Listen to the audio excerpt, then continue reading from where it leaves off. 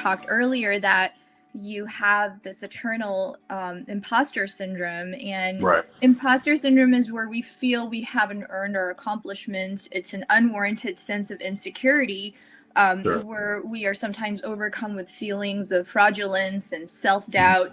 Can you talk about that? Sure. So, over my career, there's been places where I've been to where I might have been like the only uh, black male, African American male within my peers, and sometimes maybe the only minority.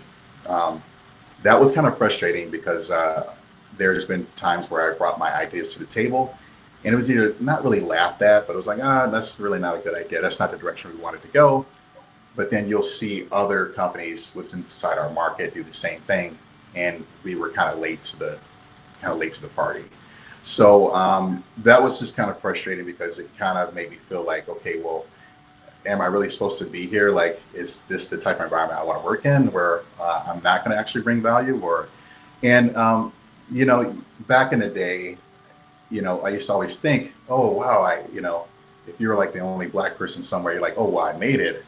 And that was such an immature way of thinking, but where I come from, living in Detroit or someplace like that, we always kind of used to laugh about that as younger kids, because we always kind of want to get out that type of neighborhood where we saw crime and stuff like that. So we always had this picture image of being like at a desk, living like life and getting a nice paycheck.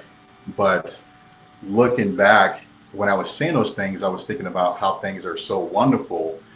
But then when you're actually having some ideas that you can bring to the table and you want to bring things to the table and want to make the organization better, it just wouldn't really go over well.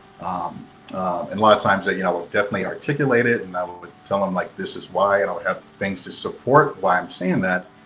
And I think it was just my whole street mentality, and I was just always a forward thinker. And I think it was a lot of my entrepreneurial type of mind. I didn't think of it as I'm just an employee. I think of it as like I was a business owner. So what would the business owner want from me? Would he want me to sit here and collect a check or come up with some ideas? So that was where the whole imposter syndrome, started to come in. So I took a back seat. I really didn't start to say much in different meetings. And I guess people call it the wallflower when you're out at the clubs. I was just kind of like, I kind of just stay in my space and just keep my mouth shut. So, and it was kind of sad, because it kind of affected me financially.